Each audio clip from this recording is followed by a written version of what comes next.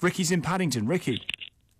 Hi, Tom. You're my number 2 fan. Steve Allen, my number 1. I haven't got enough time to speak to you because you're running out of time. But whatever my advice is, I've dealt with several people and helped them with leasehold issues, including extending their lease.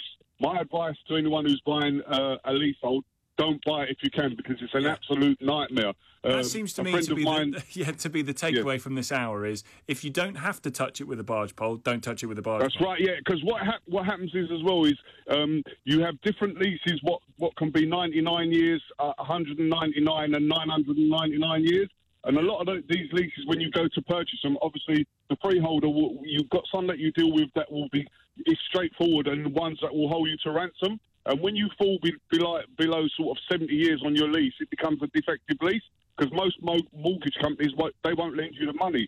And also the flip side to that as well is, when you come to sell as well, you have to be careful that when you've actually purchased and you're going to sell looking in your lease, that there's no clauses in there that stops you from selling your property. Recently, like I said, a friend of a friend, when they came to sell, the freeholder didn't have a fire certificate.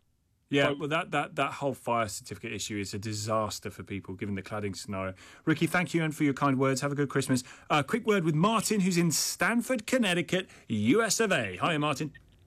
Hi there. Yes, I want to reiterate something that somebody said yesterday, and it is a particularly British thing. I owned a house in Woolston Green for 10 years before coming out here, and while I was there, my freehold was sold 3 times. The first time it happened, I said to the purchaser, I want to have the option to buy it next time if you are intending to sell. And even after that, it was sold at least another once, maybe another second time after. And did that mean that your charges went up? The new owner put the charges every time. Bloody hell. Every time. And of course, it's particularly British because it's about keeping the landed classes in plenty of money. So it's money for old rope, really. Is that why? And it doesn't happen over here. Is that why you moved out to Connecticut? Actually, no. I think I moved out here in '89, and it was after 3 terms of Maggie Thatcher. I couldn't stand it any longer, so I came out here. And that's the truth. Yeah. And you think that the American political scene is a lot more left-leaning? No, of course not.